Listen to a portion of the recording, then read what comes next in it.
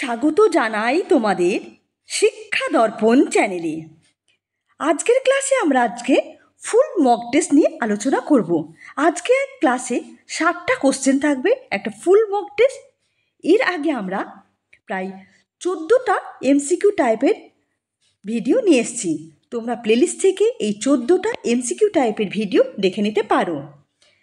আজকের ক্লাসে আমরা 60টা কোশ্চেন নিয়ে এসেছি। এতদিন আমি যত কিছু পড়িয়েছি প্রত্যেকটা জিনিসগুলোই এই কোশ্চেনের মধ্যে আছে। তোমরা যদি প্রত্যেকটা ভিডিও আমার দেখে থাকো তাহলে আজকের কোশ্চেনে যে সমস্ত কোশ্চেন থাকবে প্রত্যেকটা কোশ্চেন তোমরা পারবে। তাহলে চলো শুরু করা যাক, কথা না বাড়িয়ে। তার আগে বলে দিই, যদি আমার ক্লাস ভালো লেগে থাকে তবে ভিডিওটা লাইক করো, শেয়ার করো, বন্ধুদের মধ্যে সাবস্ক্রাইব করো। তাহলে শুরু করা যাক আজকে 1 নম্বর কোশ্চেন।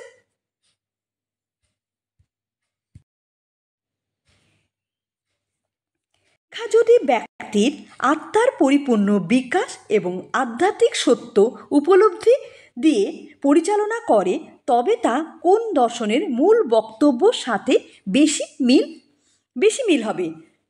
তাহলে কি বলেছে এটা? শিক্ষাকে যদি ব্যক্তির আত্মা বিকাশ ও আধ্যাত্মিক সত্তার উপলব্ধি করা যায় তবে সেটি কোন দর্শনের সাথে মিল হবে? অপশানগুলো কি? ন্যাচারালিজম, বি আছে আইডিয়ালিজম, সি আছে প্র্যাগম্যাটিজম, আর ডি আছে রিয়ালিজম। যদি আত্মার পরিপূর্ণ বিকাশ, আধ্যাত্মিক সত্তা, এগুলো আমরা কোথায় পড়েছি? এটা আমরা পড়েছিলাম আইডিয়ালিজম। আইডিয়ালিজমে এরকম টাইপের কথা বলেছে। ন্যাচারালিজম কোনো দিন এরকম কথা বলবে না। প্র্যাগম্যাটিজম তো লার্নিং বাই ডুইং। আর রিয়ালিজম মানে সায়েন্টিফিক নলেজের উপর গুরুত্ব দেয়। তাহলে এটার অ্যান্সার কী হবে? বি। 2 নম্বর কোশ্চেন।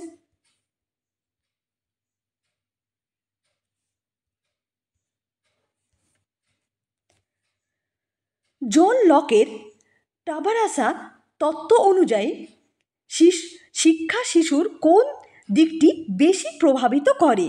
এই জন লকের টাবারাসা তত্ত্বটি শিক্ষা কোন দিকটা প্রভাবিত করে সেটা জানতে চেয়েছে। অপশানগুলো কি? এ হলো জন্মগত প্রবৃত্তি, বি আছে অভিজ্ঞতা ও পরিবেশ, সি আছে কল্পনা শক্তি, আর ডি আছে আধ্যাত্মিক শক্তি। তাহলে জন লকের টাবারাসা শিশুর কোন দিকটা প্রভাবিত করে? এটা অ্যান্সার হবে অভিজ্ঞতা ও পরিবেশ। এটার অ্যান্সার হবে বি। 3 নম্বর কোশ্চেন।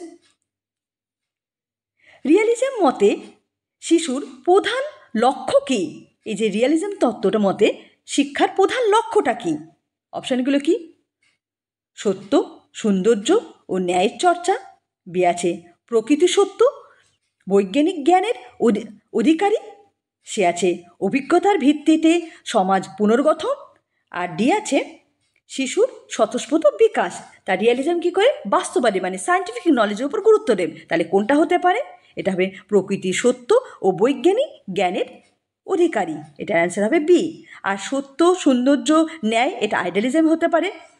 আর অভিজ্ঞতার ভিত্তিতে সমাজ পুনর্গঠন, এটা হলো প্র্যাগম্যাটিজম। তাহলে এটার অ্যান্সার হবে বি। এরপরে কোশ্চেনটা দেখে নিই। 4 নম্বর কোশ্চেন। লার্নিং বাই ডুইং কোন দর্শনের সাথে যুক্ত এবং এর মূল উদ্দেশ্য কী? এই যে লার্নিং বাই ডুইং কোন দর্শনের সঙ্গে যুক্ত এবং তার মূল উদ্দেশ্যটা কী সেটা জানতে চেয়েছে। অপশানগুলো কি? আইডিয়ালিজম, ইটারনাল ভ্যালু অর্জন, বি আছে প্র্যাগম্যাটিজম, অভিজ্ঞতার মাধ্যমে শেখা, সি আছে রিয়ালিজম, বৈজ্ঞানিক জ্ঞান অর্জন, আর ডি আছে ন্যাচারালিজম, প্রকৃতির সাথে খাপ খাওয়ানো। তাহলে লার্নিং বাই ডুইং কোন দর্শনের সঙ্গে যুক্ত হতে পারে? এটা হবে প্র্যাগম্যাটিজম, মানে প্রয়োগবাদের সঙ্গে লার্নিং বাই ডুইং যুক্ত, মানে অভিজ্ঞতার মাধ্যমে শিক্ষার উপর প্র্যাগম্যাটিজম বা প্রয়োগবাদী দর্শন গুরুত্ব আরোপ করেছে। তাহলে এটার অ্যান্সার কি হলো? বি। 5 নম্বর কোশ্চেন। ন্যাচারালিস্টিক এডুকেশনের প্রধান সীমাবদ্ধ কোনটি? এই যে প্রকৃতবাদ দর্শনের প্রধান সীমাবদ্ধটা বলেছে, এখানে সীমাবদ্ধটা কোনটা সেটা জানতে চেয়েছে। অপশানগুলো কি? এ হলো শিশুর স্বাধীনতার উপর অত্যধিক জোর দেওয়া, বি আছে বইভিত্তিক শিক্ষা প্রচার, সি আছে শৃঙ্খলা অতিরিক্ত প্রয়োগ, আর ডি আছে ইটারনাল ভ্যালু উপেক্ষা করা। তাহলে ন্যাচারালিজমরা কিসের উপর বেশি গুরুত্ব দেয়? প্রকৃতির উপর। প্রকৃতির দ্বারা লালিত হবে, প্রকৃতির দ্বারা সমস্ত কাজ করবে, এর উপর গুরুত্ব দেয়। তাহলে সীমাবদ্ধ কোনটা হতে পারে? তাহলে এটার অ্যান্সার হবে, বলো তোমরা বলে দাও। এটার অ্যান্সার হবে এ, শিশুর স্বাধীনতার উপর অত্যধিক জোর দিচ্ছে, কারণ প্রকৃতিবাদী দার্শনিকরা শিশুর স্বাধীনতা, শিশুর সব কিছু মানে প্রকৃতির সঙ্গে থাকবে, প্রকৃতির মাধ্যমে সব কাজ করবে, একে প্রকৃতিকে বেশি গুরুত্ব আরোপ করেছে। তার জন্য এটাই হলো তার সীমাবদ্ধতা। তাহলে কি শিশুর স্বাধীনতার উপর অত্যধিক জোর দেওয়া, এটাই হলো তার সীমাবদ্ধতার মধ্যে পড়ছে। তাহলে এটার অ্যান্সার হলো এ। এরপরের কোশ্চেনটা দেখে নিই। 5 নম্বর question,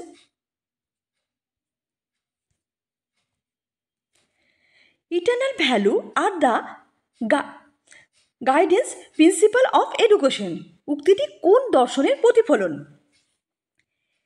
eternal value are the guidance principle of education, এটি কোন দর্শনের প্রতিফলন? অপশানগুলো কি? আইডিয়ালিজম, বি আছে রিয়ালিজম, সি আছে প্র্যাগম্যাটিজম, আর ডি আছে ন্যাচারালিজম। তাহলে ইটার্নাল ভ্যালু কে বলেছে? ইটার্নাল ভ্যালুর কথা কে বলেছে? এটা হলো আইডিয়ালিজম। আইডিয়ালিজমই ইটার্নাল ভ্যালু, ইউনিভার্সাল ট্রু এসবের উপর গুরুত্ব আরোপ করেছে। তাহলে এটার অ্যান্সার কি হবে? এ হবে। এটার অ্যান্সার হবে এ। প্র্যাগম্যাটিজম রানিং বা ডুইং, ন্যাচারালিজম নেচারের উপর গুরুত্ব হয়েছে, আর রিয়ালিজম সায়েন্টিফিক নলেজের উপর। তাহলে এটার answer A. 7 number question, Indian philosophy of education A Gurukul system কোন দর্শনের সাথে সবচেয়ে বেশি সম্পর্কিত? ইন্ডিয়ান স্কুল অফ ফিলোসফির মধ্যে গুরুকুল সিস্টেম ব্যবস্থা কোন দর্শনের সাথে সবচেয়ে বেশি সম্পর্কিত সেটা জানতে চেয়েছি। অপশনগুলো কি? রিয়ালিজম মানে বাস্তববাদ, আইডিয়ালিজম ভাববাদ, ন্যাচারালিজম প্রকৃতবাদ, আর প্র্যাগম্যাটিজম প্রয়োগবাদ। তাহলে গুরুকুল সিস্টেম ব্যবস্থা কোন দর্শনের সঙ্গে যুক্ত হতে পারে? এটা অ্যান্সার হবে আইডিয়ালিজম। আইডিয়ালিজম মানে আইডিয়ালিজমই গুরুকুল সিস্টেম ব্যবস্থার উপর গুরুত্ব আরোপ করেছে। তাহলে এটার অ্যান্সার কি? বি।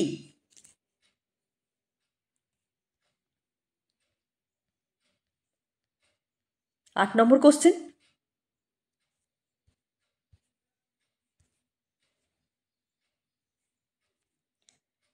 থর্নডাইকের ল অফ ইফেক্ট শিক্ষার কিভাবে প্রয়োগ করা যায়? এই যে থর্নডাইকের 3টে লয়ের কথা, মানে প্রাইমারি ল ছিল 3টে, law of readiness, law of exercise and law of effect.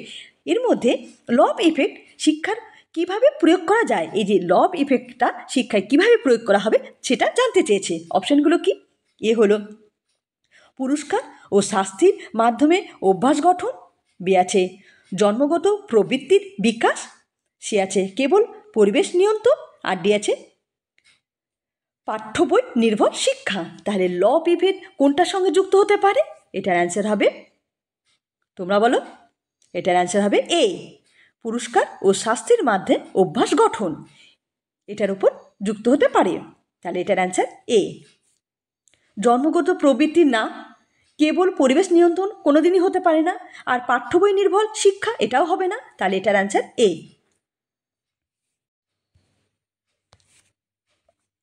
9 number question, পেঁয়াজের কগনিটিভ ডেভেলপমেন্ট তত্ত্বে ফর্মাল অপারেশন স্টেজের বৈশিষ্ট্য কোনটি?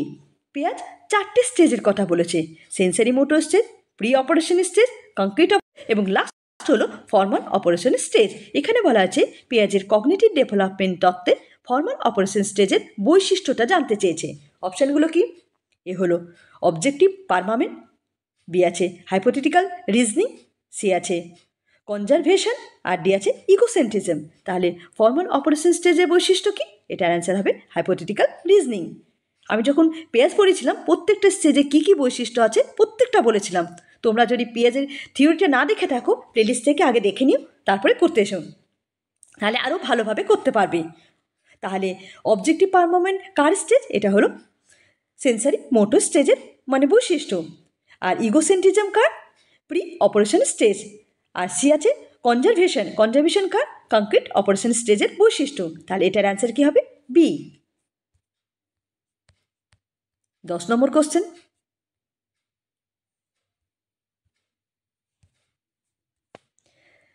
ভাইগস্কির জোন অফ প্রক্সিমাল ডেভেলপমেন্ট ধারণা শিক্ষকের কোন ভূমিকা নির্দেশ করে? ভাইগস্কি যে জেডপিটি দিয়েছিল সেটি কোন শিক্ষকের কোন ভূমিকা নির্দেশ করে সেটা জানতে চেয়েছে। অপশানগুলো কি? কেবল বক্তৃতা দান, বি আছে সাফল্য প্রদান ও সহযোগী শেখা, সি আছে একতরফা মূল্যায়ন, আর ডি আছে স্বাস্থ্যের মাধ্যমে নিয়ন্ত্রণ। তাহলে ভাইগস্কির জেডপিডি শিক্ষার কোন ভূমিকা নিয়ন্ত্রণ করে মানে নির্দেশ করে? এটা হলো সাফল প্রদান ও সহায়ককারী শেখা। এটার অ্যান্সার হবে বি। 11 নম্বর কোশ্চেন।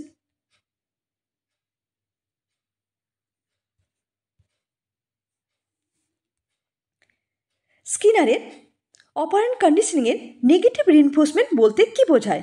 স্কিনার তার অপারেন্ট কন্ডিশন তত্ত্বে দুই ধরনের রিইনফোর্সমেন্টের কথা বলেছে, একটা হলো পজিটিভ, একটা হলো নেগেটিভ। এখানে বলা হয়েছে স্কিনারের অপারেন্ট কন্ডিশন তত্ত্বে নেগেটিভ রিইনফোর্সমেন্ট বলতে কী বোঝায় সেটা জানতে চেয়েছে। অপশানগুলো কি? এ হলো শাস্তি প্রদান, বি আছে অপ্রিয় উদ্দীপক সরিয়ে আচরণ শক্তিশালী করা, সি আছে পুরস্কার না দেওয়া, আর ডি আছে পুনরাবৃত্তি কমানো। তাহলে স্কিনারের অপারেন্ট কন্ডিশনের তত্ত্বে নেগেটিভ রিইনফোর্সমেন্ট বলতে কী বোঝায়? এটা অ্যান্সার হবে অপ্রিয় উদ্দীপক সরিয়ে আচরণ শক্তিশালী করা। এটাই হলো নেগেটিভ রিইনফোর্সমেন্টের বৈশিষ্ট্য। 12 নম্বর কোশ্চেন। গার্ডেনারের মাল্টিপল ইন্টেলিজেন্স তত্ত্বে একজন সঙ্গীত শিল্পীর প্রধান বুদ্ধিমত্তা কোনটি? এই যে গার্ডেনারের মাল্টিপল ইন্টেলিজেন্স তত্ত্বে একজন সঙ্গীতকারের প্রধান বৈশিষ্ট্য কী হতে পারে? অপশানগুলো কি? লজিক্যাল, ম্যাথামেটিক্যাল, বি আছে মিউজিক রিদম, সি আছে বডিলি কাইনেসিস্ট, আর ডি আছে ইন্টারপার্সোনাল। তাহলে একজন সঙ্গীতজ্ঞের বৈশিষ্ট্য কী হতে পারে, বুদ্ধিমত্তার বৈশিষ্ট্য কী হতে পারে? মিউজিক সম্বন্ধে তার জ্ঞান হবে, রিদিম মানে সেই সুরটাকে তাড়াতাড়ি মানে ধরতে পারবে, মানে সেই সম্বন্ধে ভালো অভিজ্ঞ জ্ঞান থাকবে। এটা তাহলে অ্যান্সার হবে বি, মিউজিক রিদম ধারণা থাকবে তাদের।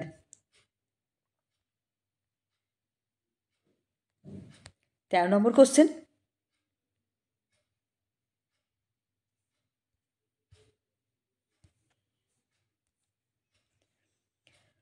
ফ্রয়েডের পার্সোনালিটি থিওরি অনুযায়ী ইগো কী ভূমিকা পালন করে? ফ্রয়েডের পার্সোনালিটি থিওরি অনুযায়ী ইগো কী ভূমিকা পালন করে সেটা জানতে চেয়েছে। অপশানগুলো কি?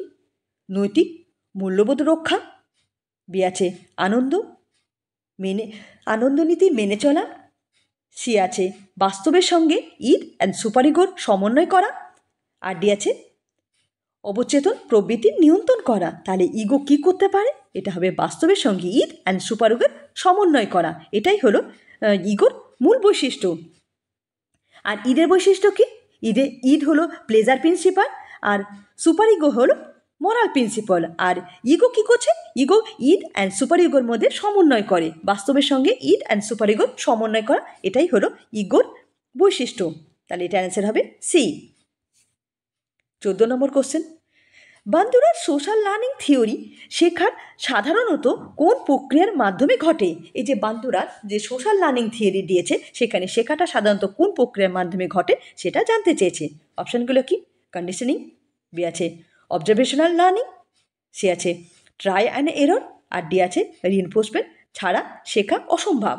তাহলে বান্দুরা কি বলেছিল? বান্দুরা সোশ্যাল লার্নিং থেকে করেছিল অবজারভেশনের মাধ্যমে কোনো জিনিস শিখবে, কোনো জিনিসকে অনুকরণ করা বা অবজারভেশনে, এই সমস্ত বিষয়ের উপর বান্দুরা তার সোশ্যাল লার্নিং থিওরির উপর গুরুত্ব দিয়েছিল। তাহলে এটার কী অ্যান্সার হবে? এটা হলো অবজারভেশন লার্নিং। এটার অ্যান্সার হলো বি। আর ট্রাই অ্যান্ড এরর কে দিয়েছিল? ট্রাই অ্যান্ড এরর দিয়েছিল থর্নডাইক কন্ডিশনিং, প্যাভলকের কন্ডিশনিং থিওরি। রিইনফোর্সমেন্ট কথা কে বলেছিল? স্কিনার বলেছিল। তাহলে এটার অ্যান্সার তাহলে বি। 14টা অ্যান্সার হলো বি। 4 নম্বর কোশ্চেন।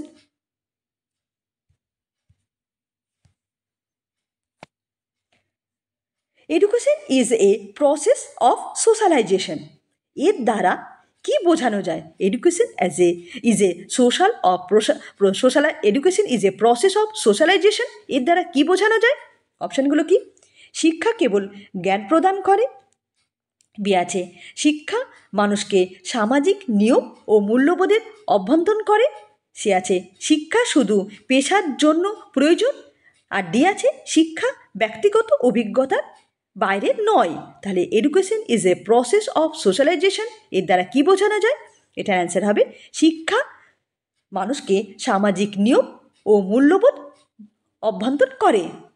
শিক্ষা দ্বারা মানুষ সামাজিক নিয়ম ও মূল্যবোধকে জানতে পারে। এটাই হলো education is a process of socialisation. তাহলে এটার অ্যান্সার হলো বি।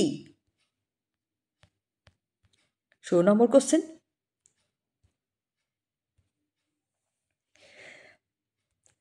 ফাংশনিজম দৃষ্টিকোণ অনুযায়ী শিক্ষার প্রধান কাজ কোনটি?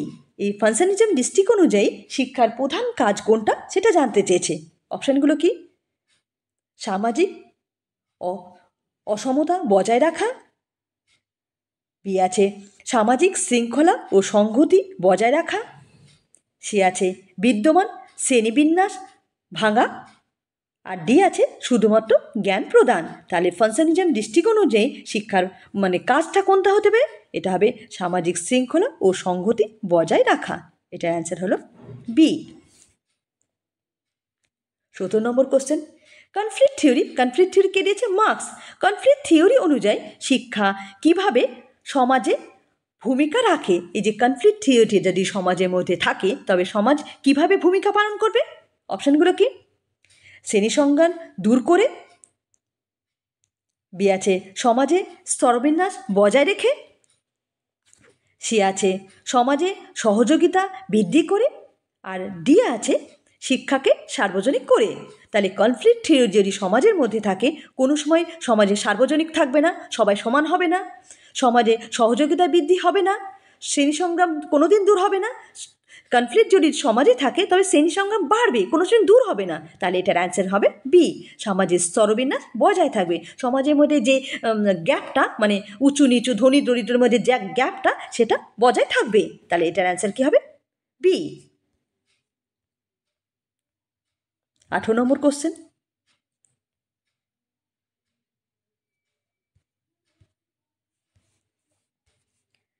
হিডেন কারিকুলাম কি নির্দেশ করে? এই যে হিডেন কারিকুলামটা কি নির্দেশ করে? অপশানগুলো কি? পাঠ্য বই অপ্রকাশিত অধ্যায়, বি আছে অলিখিত সমাজ নৈতিক শিক্ষা, সি আছে পরীক্ষার নিয়ম, আর ডি আছে গোপনীয় ক্লাসরুম কার্যকর। তাহলে হিডেন কারিকুলাম কী নির্দেশ করে? অলিখিত সামাজিক নৈতিক শিক্ষা। এটার অ্যান্সার হলো বি।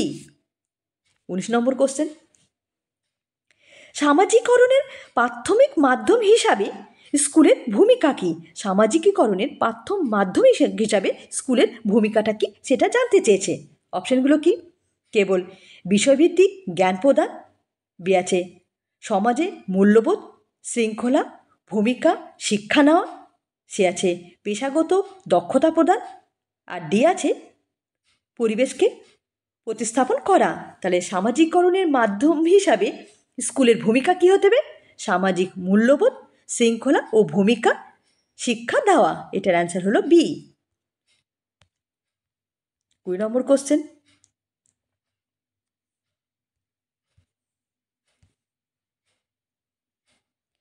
ডুরখিমের মতে শিক্ষা সমাজে কি কাজ করে? এই যে ডুরখিমের মতে শিক্ষা সমাজে কি কাজ করবে? অপশানগুলো কি? কেবল জ্ঞান স্থানান্তর করে, বি আছে সামাজিক সংহতি ও নৈতিক শৃঙ্খলা বজায় রাখে, সি আছে বিদ্যমান অসমতা বৃদ্ধি করে, আর ডি আছে ব্যক্তিকে সমাজ থেকে বিচ্ছিন্ন করে। তাহলে ডুরখিমের মতে শিক্ষা সমাজে কি করে? এটা হবে সামাজিক সংহতি ও নৈতিক শৃঙ্খলা বজায় রাখে। তাহলে এটার অ্যান্সার হলো বি। 21 নম্বর কোশ্চেন,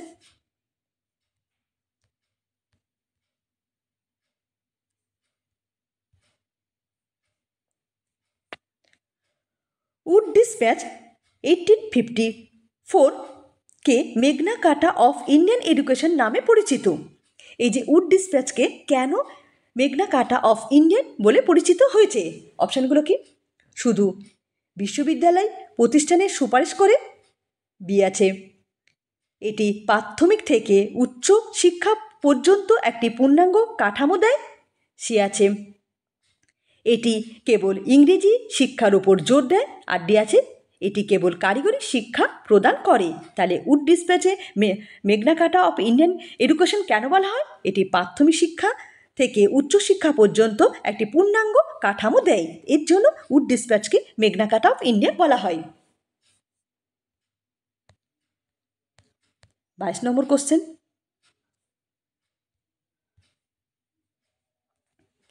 হান্টার কমিশন 1882 সাধারণত কোন বিষয় উন্নয়নের দিকে নজর দিয়েছিল? এই যে হান্টার কমিশন, 1882 সালের হান্টার কমিশন কোন বিষয়ে উন্নয়নের উপর নজর দিয়েছিল? অপশানগুলো কি?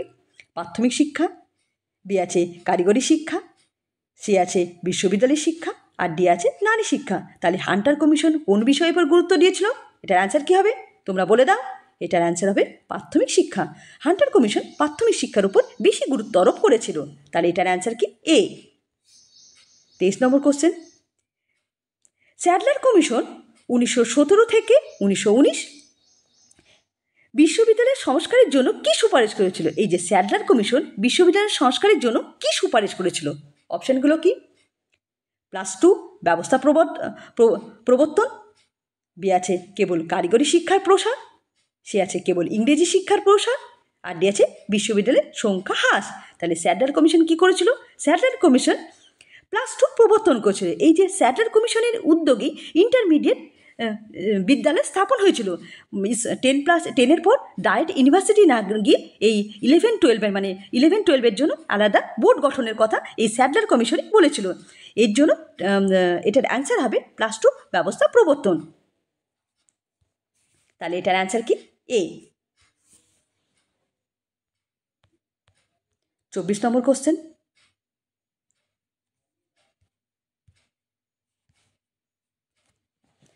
Wardha scheme of basic education 1937 এর মূল নীতি কি? ওয়ার্ধা স্কিম অফ বেসিক এডুকেশনের মূল নীতিটা কি ছিল সেটা জানতে চেয়েছে। অপশানগুলো কি? এ হলো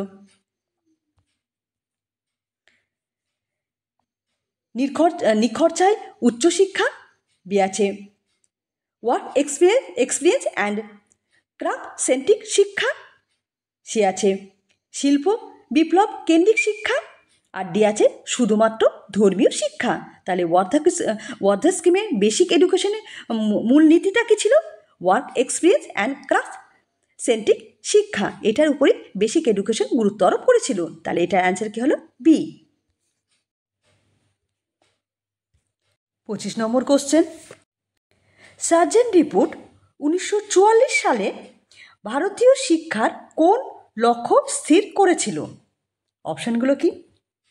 20 বছরের মধ্যে সার্বজনীন ও বাধ্যতামূলক প্রাথমিক শিক্ষা, বি আছে ইংরেজি শিক্ষার সম্প্রসারণ, সি আছে উচ্চশিক্ষা বেসরকারীকরণ, এবং ডি আছে ধর্মীয় শিক্ষা পুনর্জাগরণ। তাহলে কোশ্চেনটা কি? সার্জেন্ট রিপোর্ট ভারতীয় শিক্ষার কোন লক্ষ্য স্থির করেছিল? তাহলে সার্জেন্ট রিপোর্ট ভারতীয় শিক্ষার কোন লক্ষ্য স্থির করেছিল? এটার অ্যান্সার হবে 20 বছরে সার্বজনীন বিনামূল্যে প্রাথমিক শিক্ষা।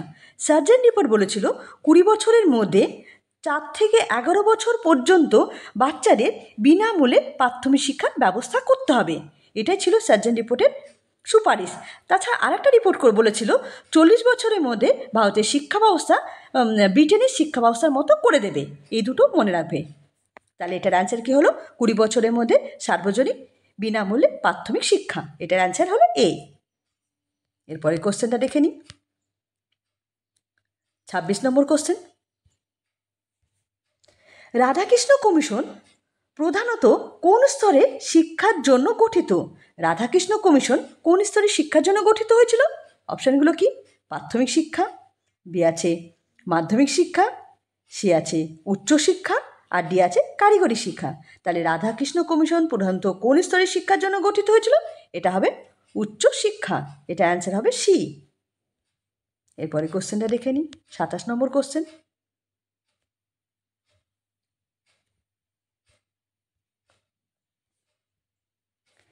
সেকেন্ডারি এডুকেশন কমিশন কোন দিকটির উপর জোর দেয়? সেকেন্ডারি এডুকেশন কমিশন মানে মুদালিয়া কমিশন কোন দিকটির উপর জোর দিয়েছিল? অপশানগুলো কি? মাস এডুকেশন, বি আছে মাল্টিপারপাস স্কুল এবং ডাইভার্সিফিকেশন অফ কোর্স, সে আছে কেবল ধর্মীয় শিক্ষা, আর ডি আছে শুধুমাত্র কারিগরি শিক্ষার উন্নয়ন। তাহলে সেকেন্ডারি এডুকেশন কমিশন কোন বিষয়ের উপর গুরুত্ব দিয়েছিল? Multipurpose school and diversification of কোর্সের উপর গুরুত্ব আরোপ করেছিল। মানে পাঠ্যক্রম বৈচিত্র্যপূর্ণ হবে সেই বিষয়ের উপর মুদালিয়া কমিশন গুরুত্ব আরোপ করেছিল। 28 নম্বর কোশ্চেন, কোঠারি কমিশন কোন গুরুত্বপূর্ণ নীতি প্রবর্তন করে? অপশানগুলো কি? কমন স্কুল সিস্টেম, বি আছে ত্রিভাষা সূত্র, সি আছে ন্যাশনাল এডুকেশন পলিসি, আর ডি আছে ওপেন ইউনিভার্সিটি। তাহলে কোঠারি কমিশন কোন গুরুত্বপূর্ণ নীতির সুপারিশ করেছিল? দেখো এখানে অপশানগুলো, কমন স্কুল কোঠারি কমিশন করেছে, ত্রিভাষা সূত্র মানে থ্রি ল্যাঙ্গুয়েজ ফর্মুলা এটাও কোঠারি কমিশন করেছে, কিন্তু এখানে বলা হচ্ছে গুরুত্বপূর্ণ নীতি। এখানে বলা হচ্ছে গুরুত্বপূর্ণ নীতি, তাহলে এটার অ্যান্সার হবে common school system. Common school system Kothari কমিশনের উদ্দেশ্য ছিল জাতি ধর্ম নির্বিশেষে সকলে যেন শিক্ষা গ্রহণ করতে পারে, এর জন্য কমন স্কুল সিস্টেম করেছিল। ত্রিভাষা সূত্রটাও করেছিল, কিন্তু এখানে যদি বলতো গুরুত্বপূর্ণ ভাষানীতি কোনটা করেছিল, তবে এটা হতো ত্রিভাষা সূত্র। এখানে হচ্ছে গুরুত্বপূর্ণ নীতি, তাহলে এই দিক থেকে দেখতে গেলে অ্যাকশন মানে option a common school system এটা হবে। তাহলে এটার অ্যান্সার হবে এ। এরপরে কোশ্চেনটা দেখে নিই, 29 নম্বর কোশ্চেন।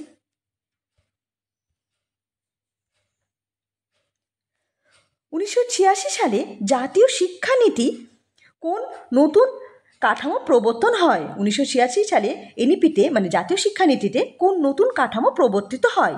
অপশানগুলো কি? এ হলো 8+4, বি আছে 10+2+3, সি আছে 6+3+3+4, আর ডি আছে 12+2। তাহলে 1986 জাতীয় শিক্ষানীতির কোন নতুন কাঠামো হয়? 10+2+3, এটার অ্যান্সার হবে B. 30 number question. Right to education act অনুযায়ী 6 থেকে 14 বছর বয়সী শিশুদের জন্য কি নিশ্চয়তা দেওয়া হয়? রাইট টু এডুকেশন অ্যাক্টে 6 থেকে 14 বছর বয়সী শিশুদের কি নিশ্চয়তা দেওয়া হয়েছিল? অপশানগুলো কি?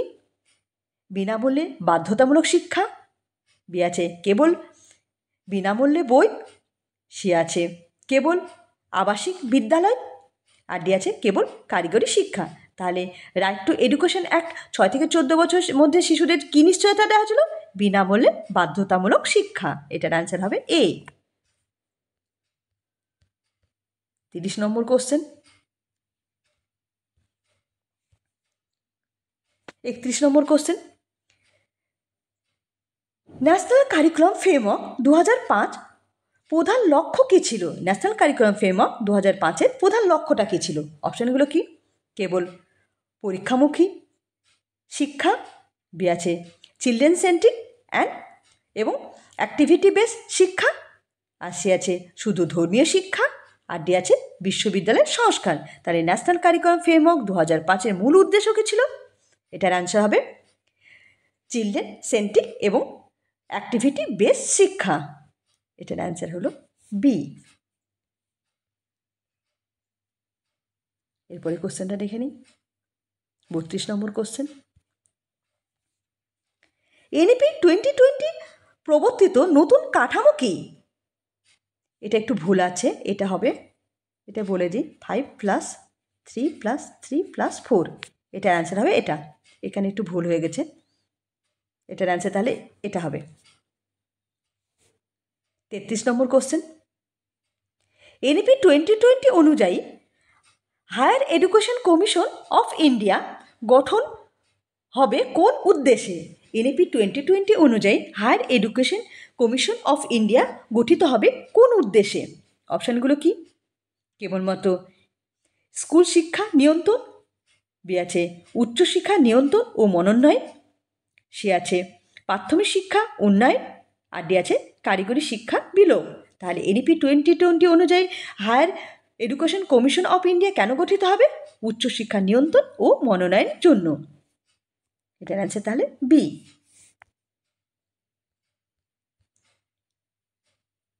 34 নম্বর কোশ্চেন।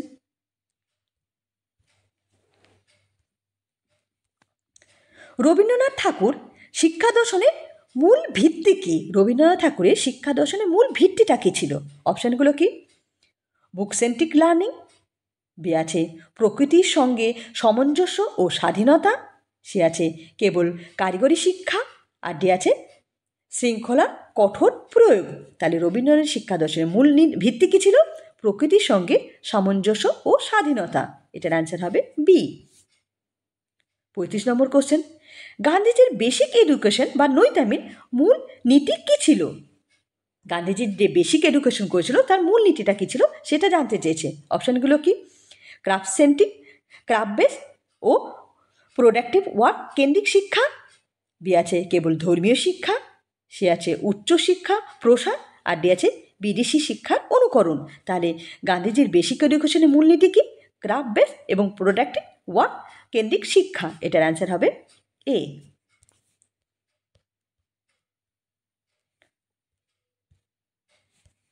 36 নম্বর কোশ্চেন, বিবেকানন্দের মতে শিক্ষার আসল উদ্দেশ্য কী?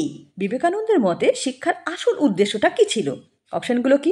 ক্যারেক্টার বিল্ডিং এবং ম্যান মেকিং, বি আছে কেবল পেশাগত দক্ষতা, সি আছে কেবল ধর্মীয় রীতিনীতি শিক্ষা, আর ডি আছে বিশ্ববিদ্যালয় শিক্ষা। তাহলে বিবেকানন্দর শিক্ষার মূল উদ্দেশ্য কী ছিল? ক্যারেক্টার বিল্ডিং এবং ম্যান মেকিং এডুকেশন। এটাই ছিল বিবেকানন্দ শিক্ষার মূল উদ্দেশ্য। 37 নম্বর কোশ্চেন, ফয়বেল কোন শিক্ষা পদ্ধতির জন্য পরিচিত? অপশানগুলো কি? এ হলো কিন্ডারগার্টেন পদ্ধতি এবং গিফট মেথড, বি আছে মন্টেসরি মেথড, সে আছে ক্রাফট মেথড, আর ডি আছে ডাইরেক্ট ইনস্ট্রাকশন। তাহলে ফয়বেল শিক্ষা পদ্ধতি কিসের জন্য পরিচিত ছিল? এটা হবে কিন্ডারগার্টেন পদ্ধতি ও গিফট মেথড। এটার অ্যান্সার হবে এ।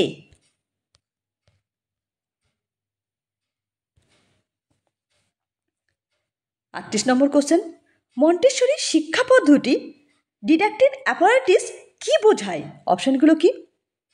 কারিগরি সামঞ্জস্য, শিশুর স্বশিক্ষার উপকরণ, সে আছে শিক্ষক প্রশিক্ষণের যন্ত্রপাতি, আর ডি আছে পরীক্ষার উপকরণ। তাহলে মন্টেসরি শিক্ষা পদ্ধতি ডিডাক্টিভ অ্যাপারেটিসে কী বোঝায়?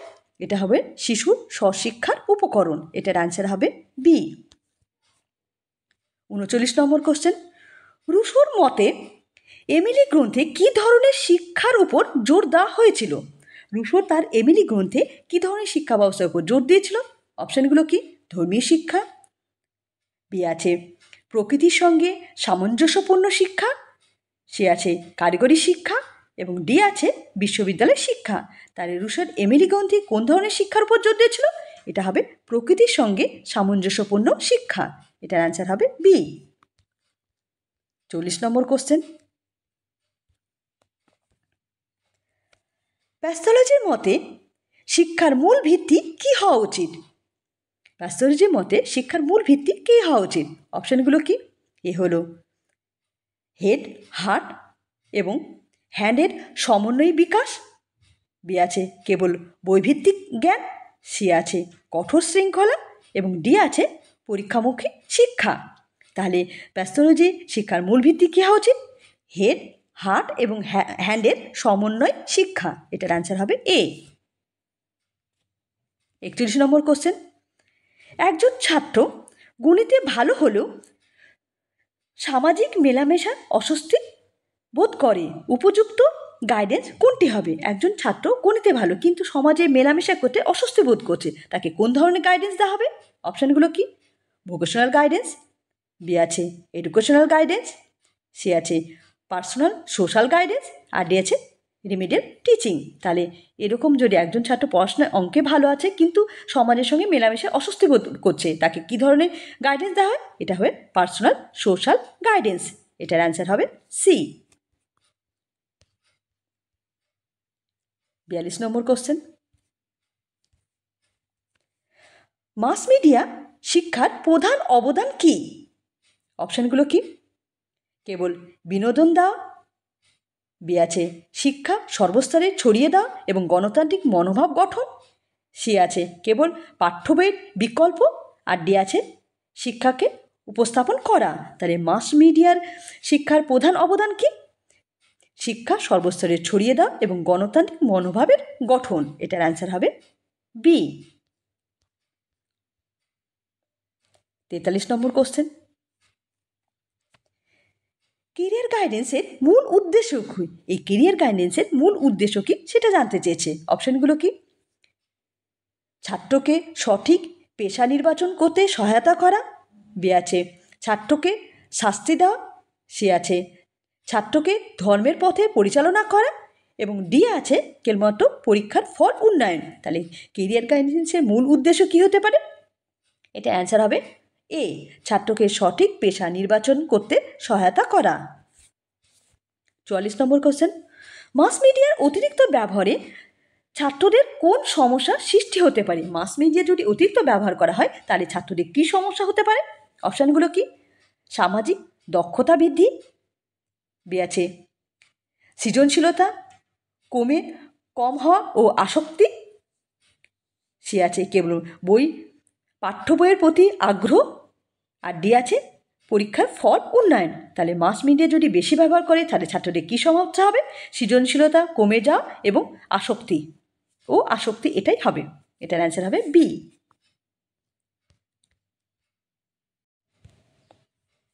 45 নম্বর কোশ্চেন, ইনফরমেশন এক্সপ্লোরেশন শিক্ষার উপর প্রভাব কী? অপশানগুলো কি?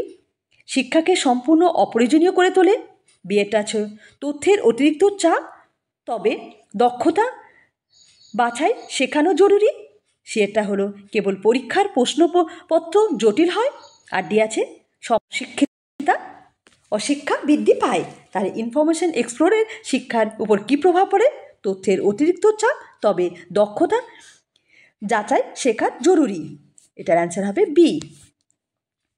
46 নম্বর কোশ্চেন, একজন ছাত্র পরীক্ষার আগে অস্বাভাবিক ভীতি ও উদ্বেগ উপযুক্ত মেন্টাল হাইজিনের পদক্ষেপ কী? একজন ছাত্র পরীক্ষার আগে অস্বাভাবিক ভীতি বা উদ্বেগ, তবে এটা যদি মেন্টাল হাইজিনে কী পদক্ষেপ নেবে? অপশানগুলো কি? কঠোর শাস্তি দেওয়া, বি আছে রিল্যাক্সেশন টেকনিক শেখানো, সে আছে অতিরিক্ত হোমওয়ার্ক দেওয়া, আর ডি আছে পরীক্ষা সংখ্যা বাড়ানো। তাহলে এটা কি অ্যান্সার হবে? এটার অ্যান্সার হবে যদি কোনো ছাত্র পরীক্ষার আগে উদ্বেগ বা ভীত হয় তাহলে কী করা হবে? রিল্যাক্সেশন টেকনিক শেখানো। এটার অ্যান্সার হবে বি। 47 নম্বর কোশ্চেন, মেন্টাল হাইজিনের মূল উদ্দেশ্য কী? অপশানগুলো কি? এ হলো মানসিক রোগ প্রতিকার ও ব্যক্তিত্বের সুস্থ বিকাশ, বি আছে কেবল শারীরিক স্বাস্থ্য উন্নয়ন, সে আছে কেবল শিক্ষা কার্যকর বৃদ্ধি, এবং ডি আছে শৃঙ্খলা বজায় রাখা। তাহলে মেন্টাল হাইজিনের মূল লক্ষ্য কী হবে? মানসিক রোগ প্রতিকার ও ব্যক্তিত্বের সুস্থ বিকাশ। এটার অ্যান্সার হবে এ। 48 নম্বর কোশ্চেন, এরিকসনের কোন পর্যায়ে আইডেন্টিটি ক্রাইস দেখা যায়? এরিকসনের যে পর্যায়গুলো আছে, এরিকসনের মোট 8টা পর্যায় আছে, এর মধ্যে কোন পর্যায়ে আইডেন্টিটি ক্রাইস দেখা যায়? অপশানগুলো কি? শৈশব, বি আছে কৌশল, সে আছে পোর, আর ডি আছে বার্ধক্য। তাহলে এরিকসনের কোন পর্যায়ে আইডেন্টিটি ক্রাইস দেখা হয়? এটা দেখা যায় কৌশল পর্যায়ে। এটার অ্যান্সার হবে বি। এটা 49 নম্বর কোশ্চেন, অ্যাডজাস্টমেন্ট মেকানিজমের উদাহরণ কোনটি? অপশানগুলো কি? এ হলো রিগ্রেশন, প্রজেকশন, সাবলিমেশন, বি আছে কনভারসেশন, অ্যাসিমিলেশন, অ্যাকোমোডেশন, সে আছে রিএনফোর্সমেন্ট, পানিশমেন্ট, এক্সটেনশন, আর ডি আছে সেন্সেশন, পারসেপশন, কগনিশন। তাহলে অ্যাডজাস্টমেন্ট মেকানিজমের উদাহরণ কি? Regression, projection and sublimation. এটার অ্যান্সার হবে এ। 50 নম্বর কোশ্চেন, গাইডেন্স ও মেন্টাল হাইজিনের মধ্যে সম্পর্ক কিভাবে বোঝাবে? গাইডেন্স অ্যান্ড মেন্টাল হাইজিনের মধ্যে সম্পর্কটাকে কিভাবে বোঝানো যায়? অপশানগুলো কি? গাইডেন্স শিক্ষাগত দিক থেকে, আর মেন্টাল হাইজিন কেবলমাত্র শারীরিক দিক থেকে, বি আছে উভয়ে ব্যক্তির সর্বাঙ্গীন বিকাশ ও মানসিক ভারসাম্য রক্ষায় সহায়ক, সি আছে দুটির মধ্যে কোনো সম্পর্ক নেই, এবং ডি আছে কেবলমাত্র উচ্চশিক্ষায় প্রযোজ্য। তাহলে গাইডেন্স অ্যান্ড মেন্টাল হাইজিনের মধ্যে সম্পর্ক কীভাবে বোঝা যায়? এটা অ্যান্সার হবে উভয় ব্যক্তির সামঞ্জস্য বিকাশ ও মানসিক ভারসাম্যতা রক্ষায় সহায়ক। এটার অ্যান্সার হবে বি।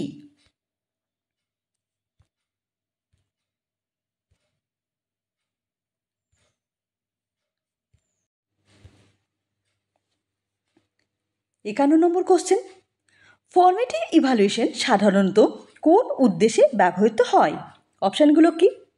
এ হলো শিক্ষার্থীর অগ্রগতি পর্যবেক্ষণ এবং তৎক্ষণিক প্রতিক্রিয়া প্রদান, বি আছে সেশনের শেষে সার্টিফিকেট দেওয়া, সি আছে ভর্তির পরীক্ষার ব্যবহার এবং ডি আছে কেবলমাত্র শিক্ষকের কার্যকারিতা মাপা। তাহলে ফর্মেটিভ ইভ্যালুয়েশন কোন উদ্দেশ্যে ব্যবহার হয়? এটা অ্যান্সার হবে শিক্ষার্থীর অগ্রগতি পরীক্ষণ এবং তৎক্ষণিক প্রতিক্রিয়া প্রদান, এর জন্য ফর্মেটিভ ইভ্যালুয়েশন ব্যবহৃত হয়। আর যে সেশনের শেষে সার্টিফিকেট দেওয়া, এটা সাবমেটিভ ইভ্যালুয়েশন। আর সি যেটা আছে ভর্তি পরীক্ষার ব্যাপার, এটা প্লেসমেন্ট, ভর্তির জন্য পরীক্ষা না হয়, এটা সাধারণত প্লেসমেন্টে হয়। তাহলে এটার অ্যান্সার হবে এ। 52 নম্বর কোশ্চেন, নন রেফারেন্স টেস্ট ও ক্রাইটেরিয়া রেফারেন্স টেস্টের মূল পার্থক্য কী? নন রেফারেন্স টেস্ট এবং ক্রাইটেরিয়া রেফারেন্স টেস্টের মধ্যে পার্থক্যটা কী সেটা জানতে চেয়েছে। অপশানগুলো কি? এ হলো এনআরটি মানদণ্ড অনুযায়ী, সিআরটি দলগত তুলনা, বি আছে এনআরটি দলগত তুলনা, সিআরটি পূর্বনির্ধারিত মানদণ্ড অনুযায়ী, সি আছে উপমান, আর ডি আছে কেবলমাত্র ভর্তি পরীক্ষা ব্যবহার। তাহলে এনআরটি আর সিআরটির মূল পার্থক্য কী? এনআরটি দলগত মূল্যায়ন তুলনা এবং সিআরটি পূর্বনির্ধারিত মানদণ্ড অনুযায়ী। তাহলে এটার অ্যান্সার হবে বি। এরপরে কোশ্চেনটা দেখে নিই। 53 নম্বর কোশ্চেন, একটি পরীক্ষায় রিলায়েবিলিটি বেশি মানে কি? একটা পরীক্ষায় যদি রিলায়েবিলিটি বেশি হয় তার মানেটা কি? অপশানগুলো কি? পরীক্ষা সর্বদা একই ধরনের ফলাফল প্রদান করে, বি আছে পরীক্ষা কেবলমাত্র বৈধ, সি আছে পরীক্ষা সবসময় কঠিন, আর ডি আছে পরীক্ষা সহজ। তাহলে একটা পরীক্ষা যদি রিলায়েবিলিটি বেশি হয় তার মানে কি?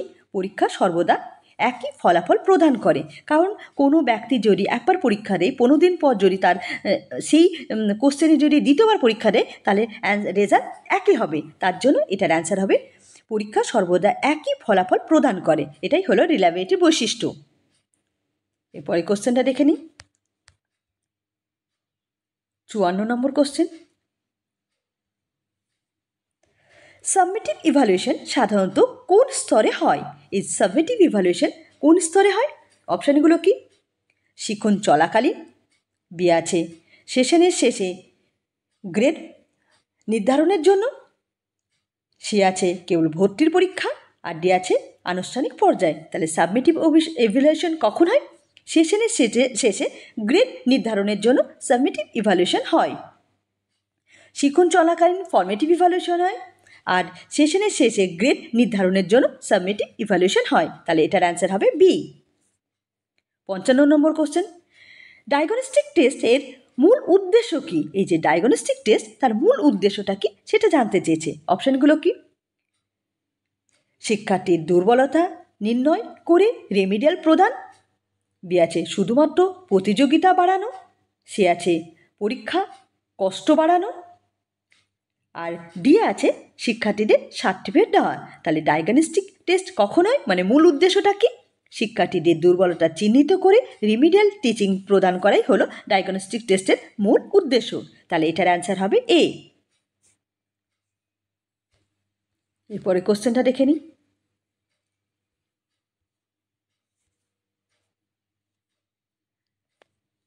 56 নম্বর কোশ্চেন, একটি ক্লাসে শিক্ষার্থীদের প্রাপ্ত নম্বর মিন 50, মিডিয়ান 55, মোট 60, বন্টনটি কেমন হবে?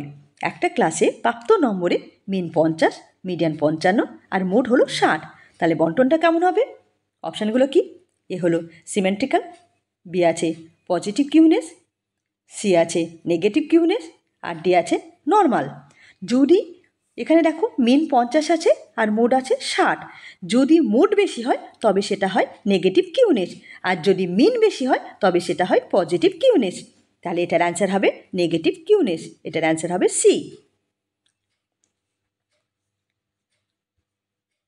57 নম্বর কোশ্চেন, স্ট্যান্ডার্ড ডেভিয়েশন মানে এসডি যত বেশি হবে বন্টনের প্রকৃতি কেমন হবে? যদি এসডির পরিমাপ বেশি হয় তবে বন্টনটা কীরকম প্রকৃতির হবে? অপশানগুলো কি? কম বিচ্যুত, বি আছে বেশি বিচ্যুত ও ছড়ানো, সি আছে সবসময় নর্মাল, আর ডি আছে সবসময় কিউনেস। তাহলে স্ট্যান্ডার্ড ডেভিয়েশনের যত বেশি হবে বন্টনটা কীরকম হবে? বেশি বিচ্যুত এবং ছড়ানো হবে। স্ট্যান্ডার্ড ডেভিয়েশন যদি বেশি হয় তাহলে বন্টনটা বেশি বিচ্যুত এবং ছড়ানো হবে। এটার অ্যান্সার হবে তাহলে বি। এরপরের কোশ্চেনটা দেখে নিই।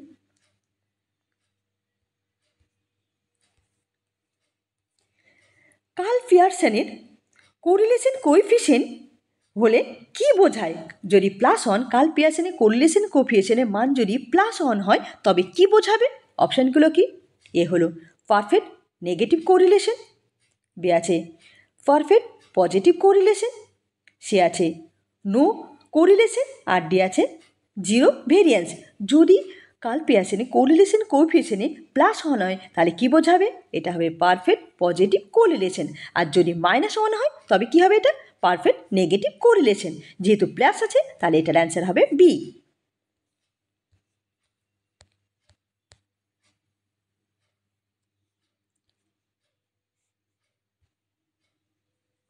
ঊনষাট নম্বর কোশ্চেন, কোয়ার্টার ডিভিশন কোন মানগুলির উপর ভিত্তি করে গণনা করা হয়?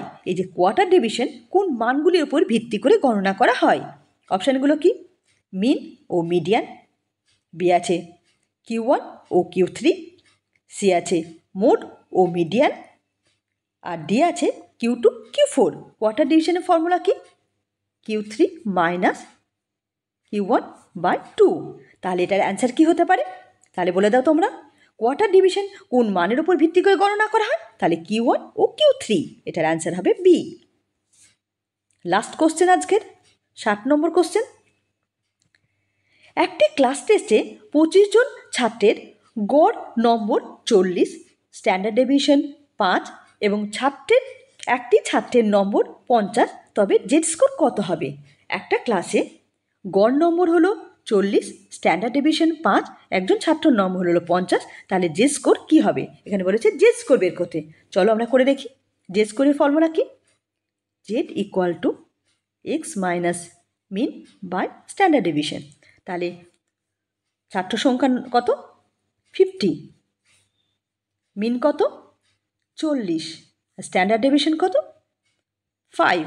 তাহলে কত হচ্ছে? 10/5, কাটাকুটি করলে 2। তাহলে এটার অ্যান্সার কী হবে? +2। এটার অ্যান্সার হবে বি। তাহলে আজকে আমাদের 60টা কোশ্চেন কমপ্লিট হলো। কোশ্চেনগুলো কেমন লাগছে মেসেজ করে বলবে। যদি কোনো কোশ্চেনে কোয়ারি থাকে মানে কোনো অসুবিধা হয় আমাকে মেসেজ করবে, আমি তার উত্তর দেব। আর ভালো লাগলে ভিডিওটা লাইক করবে। আর আমাদের টেলিগ্রাম পেজ আছে, তোমরা জয়েন করতে পারো। ধন্যবাদ।